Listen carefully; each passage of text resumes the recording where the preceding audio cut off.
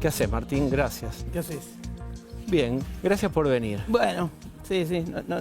No me preparé toda la vida para hablar así como Eduardo Menezes. Nadie se prepara y pasan cosas Está bien. y uno se acomoda. Obvio. Bueno, ¿qué pensás vos de, no sé, la serie en realidad es una excusa, porque hace ya tiempo que se viene repensando qué significó el menemismo, que fue un montón de cosas juntas, generaciones nuevas de pibes más jóvenes que no lo vivieron y van tomando fragmentadamente información.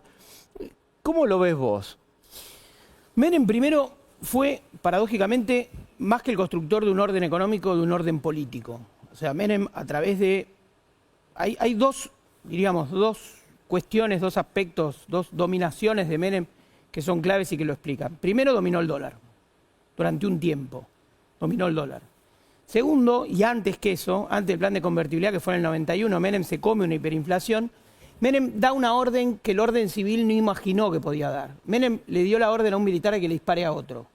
Y esa orden la ejecutó, 3 de diciembre de 1990, y está contado en un libro, ya que hablando de tantos libros... ¿Quién le disparó a quién? Bueno, es decir, a la sublevación carapintada le enfrentaron a tiros. Sí. Y está contado muy bien en un libro de una persona muy importante para la democracia argentina, que fue Martín Balsa, en el libro Bitácora de un soldado. Es decir, el segundo hombre de las Fuerzas Armadas, el segundo hombre del ejército, estaba detrás de un árbol con un fal, bajo la orden presidencial de no negociar contra los sublevados carapintadas, en toda una historia que incluso yo no vi, lamento, te lo dije fuera de aire, no vi la serie, no vi algunos retazos, algunas cositas, pero que entiendo que hay un momento, que es el momento de Seineldin. O sea, Menem domina las Fuerzas Armadas y Menem domina el dólar, ¿no? Y sobre eso construye un poder político muy importante, sí. Una novia, porque el dólar lo domina, está inserto en la cultura, digamos, en el saber popular. Pero vos traes otro elemento que no es muy recordado. Porque todo el mundo dice, el que dominó a la bestia primero fue Alfonsín, y vos estás diciendo otra cosa. Sí, yo estoy diciendo, en los años 80, cuando termina la década, había dos figuras que eran el terror en la psiquis argentina, y sobre todo en la psiquis de las capas medias de la democracia argentina, los carapintadas y los remarcadores, ¿no? Es decir, entre Campo de Mayo y el Supercop, con el remarcador de precios, estaba conjugado el terror argentino. Menem puede con las dos cosas. Puede con las carapintadas, después contamos por qué, y tal vez generando condiciones políticas para que después Néstor Kirchner, o con el impulso de Néstor Kirchner, se reabran las causas. Tal vez generando lo que yo creo que era un orden civil. Es decir, Menem era un político, un presidente, con poder y con última palabra. También los indultó, ¿no? Indultó. Por eso te digo, la creación de esa decisión, que no es la creación de Alfonsín. Alfonsín es el gran momento, el gran bronce del juicio a la Junta. La creación de la decisión de Menem tiene otra factura, una factura más sucia, más compleja. Menem, además, que es uno de los problemas, es decir, cuando yo veo representaciones de Menem, no quiero hablar de lo que no vi, porque es bastante deshonesto, pero muchas representaciones de Menem están como basadas en la imitación, ¿no? Son, como diría Borges, en hacer un riojano profesional. Entonces, Menem, que fue un político muy complejo, muy vidrioso, no era el hombre nuevo, está claro. Tampoco era puro maquiavelismo, era un hombre que había transcurrido hasta llegar al poder en 1989 varias décadas profundas de la democracia, o en todo caso de la política peronista. Menem estuvo preso, Menem fue gobernador, Menem conoció a Perón. Cuando vos ves el discurso de Balbín con la despedida a Perón, vos ves una serie de figuras que rodean eso. Lo ves, por ejemplo, a Macera, lo ves, por ejemplo, la ves a Isabel Perón, lo ves a Lorenzo Miguel, lo ves a Menem. O sea, Menem está en la escena del poder desde mucho antes, ¿no? Con sus patillas, con su gobierno en La Rioja. O sea, no es una figura improvisada, no se aprende a ser Menem mirando a Zapal.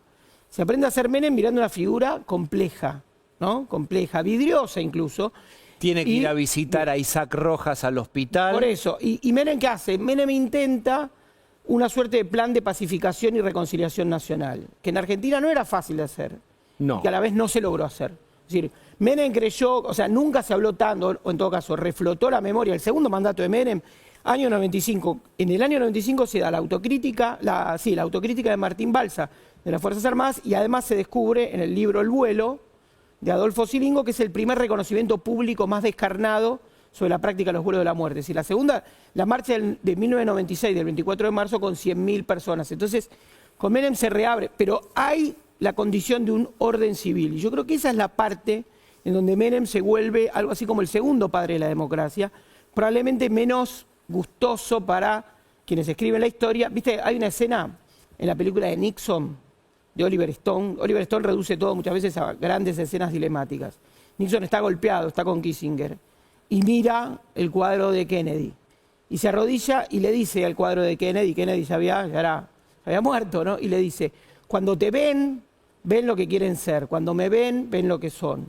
Bueno, hay ese diálogo imaginario con la sociedad americana, uno, forzadísimo, lo podía trasladar a la sociedad argentina y decir que la relación entre Alfonsín y Menem es esa relación entre las grandes pretensiones y las grandes ambiciones de la democracia y la realidad de la democracia, lo que se pudo hacer. Entonces, Menem es el orden realmente existente, el que se puede hacer en una democracia bajo los retrocesos y con los problemas. Es decir, Menem no es, y no inventa la década del 90, no inventa Salinas de Gortari a color de melo o los planes de privatización, ni inventa el plan una década antes de Thatcher y Reagan del neoliberalismo 1.0. No, Menem encuentra también una Argentina destruida, ¿no? La Argentina de la hiper. Entonces, esa complejidad para pensar esa década silenciada es la que nosotros, junto a Pablo Towson en Revista Panamá, vos lo citabas, y junto a otros amigos, incluso que estuvo estos días en boga, Camila Perochena, pusimos la década en la mesa y dijimos, bueno, vamos a pensarla.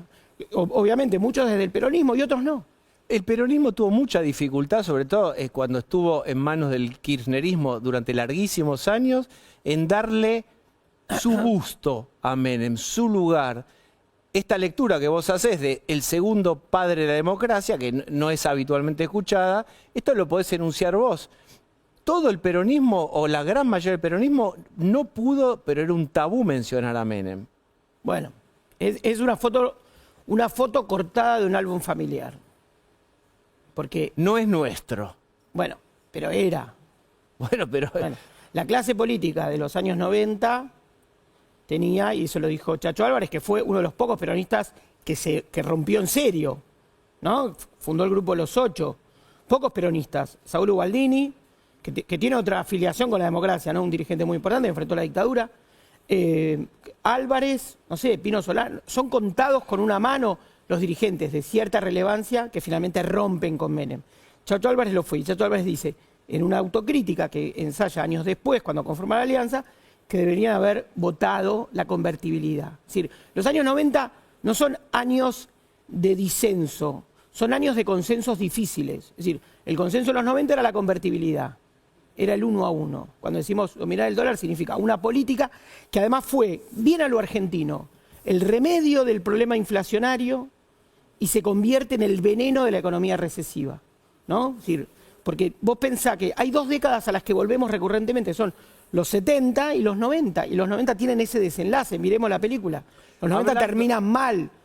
Los 70 terminan con el Estado yendo a buscar personas a los departamentos, a las casas, a los ranchos, donde sea. Los 90 en el 2001 terminan con el Estado yendo a buscar los dólares en las cajas de ahorro de los argentinos. Es decir, son dos décadas que terminan traumáticas, ¿no? Porque Menem es eso, es el recuerdo de una época también traumática. Quiero que se prepare Luciana, pero también quiero invitarte a parecidos y diferencias con el mileísmo, con la Libertad Avanza. Menemismo, Milei, Menem, Milei. Milei es el primero que cita, referencia y reivindica a Menem. Es el primero y es el que menos tiene que ver. No es peronista, en los 90 era arquero, no sé qué era, ¿no? Es decir, era otra cosa. Es decir, al lado de otros políticos peronistas que estuvieron al lado, como Cafiero, como Kirchner, como Duhalde, ¿no? El primero que rompe con Menem es Duhalde. La ruptura más fuerte y el que le rompe la convertibilidad es Duhalde. Y tiene que ser presidente sin votos porque no se podía ser presidente planteando el fin de la convertibilidad. Eso lo supo de la Rúa y lo supo Duhalde. Entonces, por eso digo los 90, veamos las líneas, ¿no? Es decir, Duhalde en el 99 asomó, muy a lo Duhalde, en un despiste, asomó una idea de ruptura con el modelo de convertibilidad y de la Rúa ganó por afano, ganó bien, quiero decir, por afano, como se dice en el fútbol, prometiendo más convertibilidad, ¿no? Entonces, eso también explica los 90. Vos decías, Milei es el primero que se referencia. Fíjate el macrismo, lo omitió por completo. ¿Viste? Como si fuese omitir intro. Cuando hacen una estatua a Alfonsín en La Plata, que esto fue una de las cosas que suscitó lo del busto. Vos te preguntabas por qué la nota sobre un busto. Va el que era vicegobernador de Vidal, que era un hombre del radicalismo, que había estado en la CONADEP, un hombre muy valioso en ese sentido, Salvador, creo que es, no me acuerdo si. Y va Vidal, van varios dirigentes y inauguran la estatua a Alfonsín en La Plata. La imagen de la estatua es Alfonsín caminando. ¿En qué foto? No me digas que el de la foto, los senderos de Olivos, que son La foto de Víctor Boucher, sí, con esa foto de los dos, que es una gran foto de la democracia, además porque es una foto donde un presidente civil finalmente se logra. pero se estaba logra yendo darle, antes. bueno, Era el camino de la salida adelantada. Está bien. Pero absolutamente entendible y creo que en un gesto bastante patriótico Alfonsín dar antes, o sea, se fue antes para dárselo a otro democrático en un momento muy complicado, ¿no? Sí, eso me parece una de las objeciones más sonzas, a mi juicio, contra Alfonsín. Pero en ese momento eran esos dos, o sea, la foto completa, es decir, hay algo paradójico y algo, no digo tan autoconsciente, pero el homenajeado termina siendo en una foto, en una imagen en la que se omite al otro. Porque en 1989 también renace la Vos democracia. lo que decís es que esa posición de Alfonsín... Vos sos psicólogo, lo vas a y vos entender mejor sí, que yo. Está clarísimo. Milei, ¿Qué? ¿cuán Menem es el momento social de permiso social? Cuando asume Menem había una idea de Estado con empresas ineficientes, en donde la famosa frase de que el teléfono valía más que el departamento. Sí. Esto le dio un permiso social de privatizaciones. Hay algo de repetición en un permiso social de un Estado que ya del Estado omnipresente es un Estado impotente, termina colapsando y viene esta oportunidad Milei. Pero son distintos. O sea, Menem es un producto de la hiperinflación. No se puede omitir eso. Tampoco es un ovni. Tampoco es un. ¿No? Pero Milei un emergente. es producto de una No, Milei es producto, te diría, de toda la decadencia acumulada en parte, para poner una fecha, entre 2008 y 2023. Podría ser el momento del ciclo, digamos, que comienza finalmente desde 2011, es un consenso entre los economistas, no se genera empleo privado. Casi te diría, si en el 2001 colapsa la primera transición democrática, 83-2001, Milei es quien encarna el poder en el colapso de la segunda transición, la del 2002-2003, que es una transición que encara a Duhalde, que encara la posconvertibilidad. Y Milei señala todos los problemas, digamos, en todo lo que la posconvertibilidad traduce como esquema de gobernabilidad.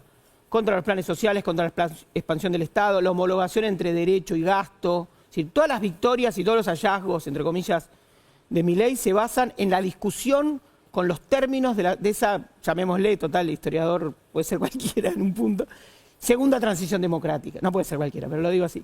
Segunda transición democrática, que es de lo que viene después de la implosión de la explosión del 2001, ¿no? Entonces, Milei es una discusión. También con el 83, él detesta a Alfonsín. Lo otro que hay que decir, todos los presidentes democráticos homenajearon a Alfonsín. Todos. Cristina, por empezar, que pone el busto, ¿no? Kirchner no lo quería tanto, después por privado se disculpa aquel discurso en la ESMA. Duhalde construye con Alfonsín su alianza, es como el Perón-Balbín, revive eso. Pero Milei es anti-Alfonsín, pero también es anti esa nueva gobernabilidad que se genera a partir del 2002-2003, ¿no? Definime a Milei, ¿se parece a alguien? ¿Te hace recordar? Hacé una viñeta, vos lo hacés muy bien. ¿A quién se puede parecer Milei? Es difícil.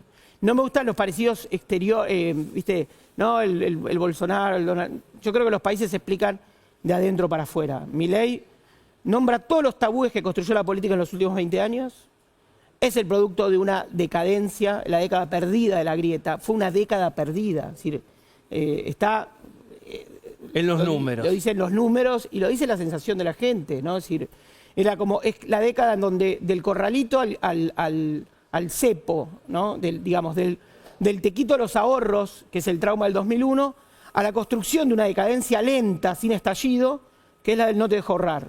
O sea, el Estado le dijo un día a alguien, eso que ahorraste ahora es mío, después vemos, y el Estado nos dice desde 2008, no vas a poder ahorrar, ¿no? Es decir, ese achicamiento de la sociedad argentina que se produjo en esa larga etapa, que uno podría decir, porque los años del primer gobierno de Néstor fueron muy buenos en términos económicos, pero diría, a partir sobre todo de 2011 para acá, vino un ciclo de decadencia argentina. Entonces, Milei está escrito contra esa decadencia y sobre esa decadencia. Ahora, lo que no sabemos si es el final de esa decadencia o es quien puede dar inicio a un nuevo ciclo, ¿no? Luciana. ¿Qué tal, Martín? ¿Cómo Hola, estás? Luciana, ¿cómo andás? Bueno, apasionante la década del menemismo. Vos haces una lectura que se basa en, podríamos decir, en la infraestructura, en el nivel de la infraestructura, la idea de la política y la economía, un orden político y un orden económico. Pero Sí. también hay una superestructura que define al menemismo como un cambio de régimen fundamental, que es un cambio del orden del deseo social.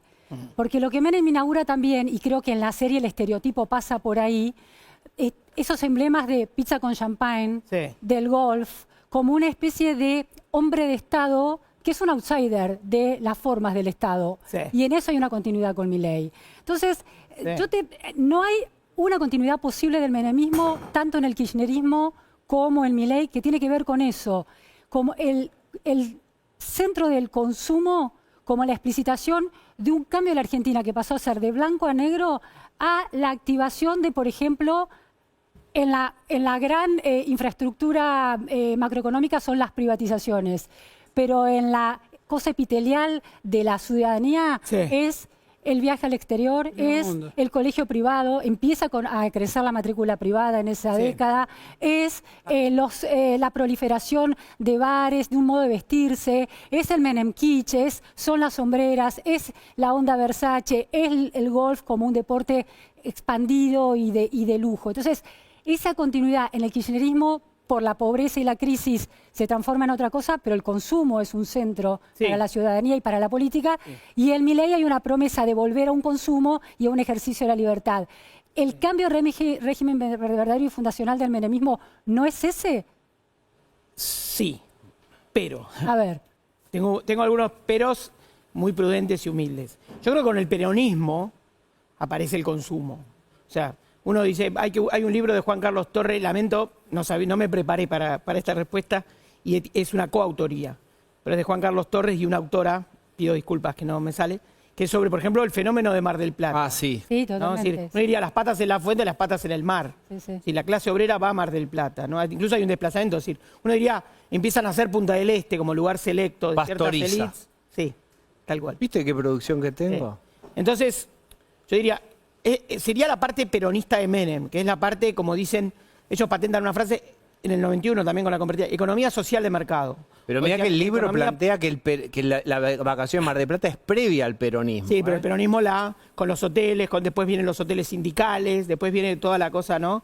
El recreo ese de ahí en Chapadmalal. Chapadmalal, es decir, el peronismo, muchas cosas, el peronismo no inventa la Vos decís, industrialización argentina, pero la consagra, le da una la forma. La cristaliza. Pero Entonces, el menemismo tiene una aspiración al lujo brilloso. Y bueno, pizza y champán. Claro. Pizza y champán sería como, también es un, ¿qué significa eso? Que hay nuevos ricos, significa que donde se come solo pizza llegó el champán, o que donde se come champán llegó la pizza, o sea, habla de una especie de mestizaje social que ocurrió en los 90. Da A un mí- permiso también. Claro, pero a mí me da la sensación de que yo soy muy de chusmear los archivos, ¿no? Es decir, hay una idea que dice, vos sois casi la invitada Lorena Álvarez, que dice, los 80 estaban embarazados de 90. ¿Sí? Cuando uno mira las tapas de revista Gente de los 80, no era la revista La Maga. Estaba Susana Jiménez, estaba Menem.